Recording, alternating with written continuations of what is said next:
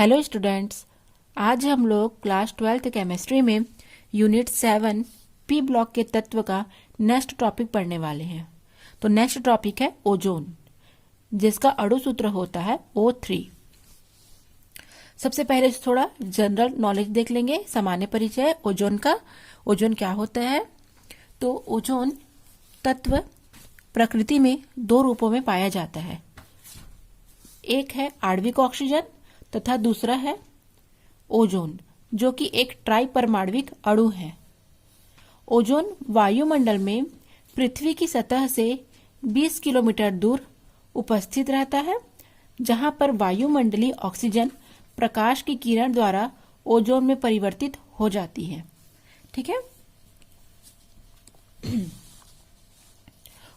Oxygen को अगर हम सनलाइट में ले जाएंगे तो ऑक्सीजन क्या हो जाएगा? O+O में परमाणु के रूप में टूट जाएगा। फिर जब इसको फिर से सनलाइट में ले जाएंगे ऑक्सीजन के दो अणु को, तो यहाँ पर ओजोन बनेगा, O2+O ओजोन। तो ओजोन क्या होता है? ओजोन अल्ट्रावायलेट किरणों को अवशोषित करता है और इसके प्रभाव से जो होने वाली हानि है उसको रोकता है। वायुमंडल में अगर ओजोन परत नहीं रहेगा तो कि पृथ्वी की सतह पर क्या हो जाएगी? जो अल्ट्रावायलेट या जो पराबैंगनी किरणें हैं, ठीक है, उनकी मात्रा में वृद्धि होगी और अधिक मात्रा में वो पृथ्वी पर आपतित होंगे, जिससे जंतु और पौधे क्या होंगे? नष्ट हो जाएंगे। ठीक है। तो ये हो गया ओजोन का सामान्य परिचय। अब हम ओजोन बनाने की विधि का वर्णन करेंगे। ठीक है। तो शॉन बीन ने सन 1840 में ओजोन की खोज की। ठीक है। सबसे पहले किसने की? शॉन बीन ने। उसके बाद 1872 में सोरेट, ओडलिंग तथा ब्रॉडी ने इसे ऑक्सीजन से प्राप्त किया था। तो ओजोन बनाने की विधि में एक्चुअली होता क्या है कि शुष्क और शुद्ध ऑक्सीजन को, ठीक है, विद्युत विसर्जन के द्वारा प्रवाहित करके ओजोन परत प्राप्त की जाती है और इस क्रिया में हमको एक विशेष उपकरण की आवश्यकता होती है। उस विशेष उपकरण को ही ओजोनाइजर कहते हैं। ठीक है। और ओजोन के जो निर्माण की जो ओजोनाइजर है वो दो प्रकार का मेथड होता है। पहला मेथड होता है सीमेन का ओजोनाइजर और दूसरा मेथड होता है ब्रॉडी का ओजोनाइजर। तो आज हम लोग केवल वो सीमेन का ओजोनाइजर पढ़ेंगे। ठीक है। इसके बाद कल के टॉपिक में हम ब्रॉडी का ओजोनाइजर पढ़ेंगे। तो चलिए आज हम लोग सीमेन का ओजोनाइजर पढ़ते हैं। ये एक इम्पॉर्टेंट टॉपिक है और इससे प्रश्न एग्जाम में पूछे जाते हैं। तो ये आप देख रहे हैं चित्र, ठीक है, सीमेन का ओजोनाइजर। इस तरीके से आप चित्र बना लेंगे। आप यहाँ पर देख रहे हैं एक कांच की नली है, ठीक है, जिसमें दो समकेंद्रित नलियां जुड़ी हैं जो कि कांच की है।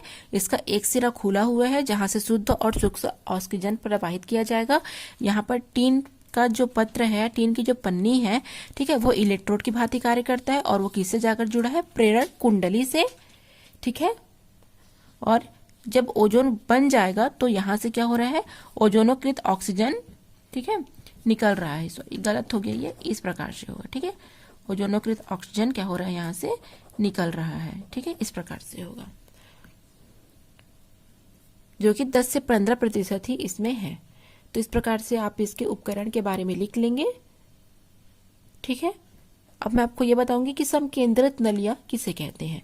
तो समकेंद्रित या समाक्ष नली किसे कहेंगे? जैसे मान के चलिए एग्जाम्पल, ये रिफिल है, ठीक है, इस रिफिल के अंदर में सॉरी ये एग्जाम्पल के लिए देखेंगे। हम ये देख रहे हैं, ये पेन है, ठीक है, सॉरी पेन है। तो पेन के अंदर हम एक देखते हैं रिफिल है और रिफिल में भी क्या होते हैं? छिद्र होते हैं। किस प्रकार से होते हैं मैं आपको बता देती हूँ, आप अपने पेन में भी चेक कर सकते हैं। ये मान के चलो ये होता है समाक्ष या समकेंद्रित नलियां। ठीक है। तो ये पेन के अंदर देखो एक और नली है और यहाँ पर से देखेंगे तो छिद्र रहता है, तो इसे ही समकेंद्रित या समाक्ष नली कहते हैं। ठीक है। तो अब चलिए स्टार्ट करते हैं इसकी क्रियाविधि के बारे में थोड़ा सा पढ़ना। चलिए, तो इस प्रकार के विधि में सबसे पहले कांच की दो समकेंद्रित नलियां होती हैं या समाक्ष नलियां होती हैं, जो एक सिरे से बंद होता है और एक सिरे से क्या होता है? खुला होता है। और क्या होता है? यहाँ पर ये देख रहे हैं आप, संयुक्त होता है, एक दूसरे से जुड़ा हुआ होता है नली के बाहरी और भीतर। ठीक है। आप देख सकते हैं टीन की पतली पन्नियां हैं और ये टीन की जो पन्नी है या जो टीन पत्र है वो यहाँ पर इलेक्ट्रोड का कार्य करता है और इलेक्ट्रोड को यहाँ से तार के द्वारा प्रेरक कुंडली के द्वारा जोड़ दिया जाता है। ठीक है, नलियों के मध्य क्या करते हैं, वलयाकार अंतराल में हमको निम्न ताप पर शुष्क और शुद्ध ऑक्सीजन को प्रवाहित करते हैं। ठीक है, और जब शुद्ध और शुष्क ऑक्सीजन को प्रवाहित करेंगे तो नली में क्या होगा, बाहर की ओर एक विद्युत विसर्जन प्रवाहित होगा, जिसके प्रभाव से यह ऑक्सीजन क्या होगा, ऑक्सीजन ओजोन में परिवर्तित हो जाएगी। ठीक है, तो कितना प्रतिशत निकलेगा, 10 से 15% ओजोन की हमको प्राप्ति होगी अगर हम उपकरण को 0 डिग्री सेंटीग्रेड पर विसर्जन नलिका में प्रवाहित कर दें तो ओजोन की सांद्रता बढ़ जाएगी। ठीक है, एक बार और स्टार्ट करते हैं ताकि आप लोग को और अच्छे से क्लियर हो जाए। सबसे पहले सीमेन के ओजोनाइजर की विधि में एक उपकरण लेते हैं जिस उपकरण को हम ओजोनाइजर कहते हैं। इस ओजोनाइजर के जो उपकरण में 2 समाक्ष या समकेंद्रित नलियां होती हैं, जिसका एक सिरा बंद होता है और दूसरा सिरा क्या होता है, खुला होता है। ठीक है, एक प्रकार से, और ये दोनों सिरे आपस में क्या होते हैं, संयुक्त होते हैं। ठीक है, और इसमें बाहरी और भीतरी तरफ एक टीन की पतली पन्नी लगी होती है, टीन पत्र लगे होते हैं, और ये टीन पत्र इलेक्ट्रोड का कार्य करते हैं और ये इलेक्ट्रोड को तार के द्वारा प्रेरक या प्रेरण कुंडली से जोड़ दिया जाता है।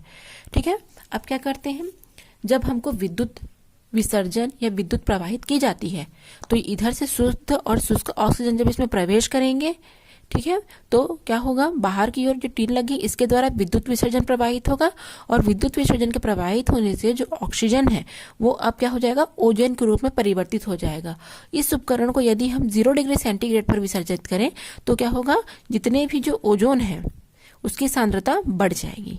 और इस मेथड से, इस ओजोनाइजर, सीमेन के ओजोनाइजर की जो विधि है, इस मेथड से जो ओजोन प्राप्त होता है वो 10 से 15% ही केवल प्राप्त होता है। ठीक है, क्लियर हो गया होगा आप लोग को।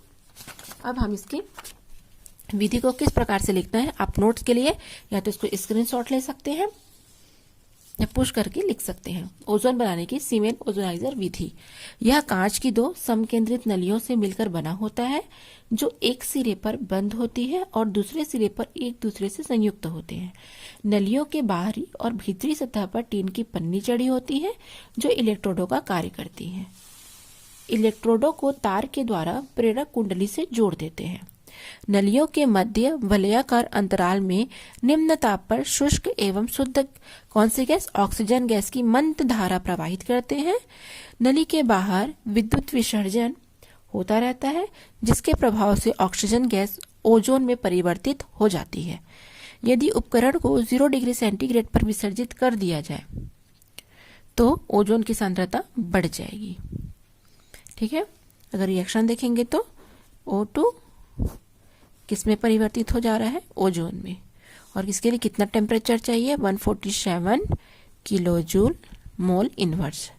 ठीक है, इस प्रकार से। तो ये हो गया ओजोन के निर्माण की ओजोनाइजर विधि। ठीक है,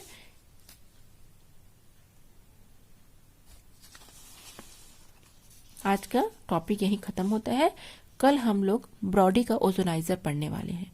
ठीक है, थैंक्स फॉर वॉचिंग।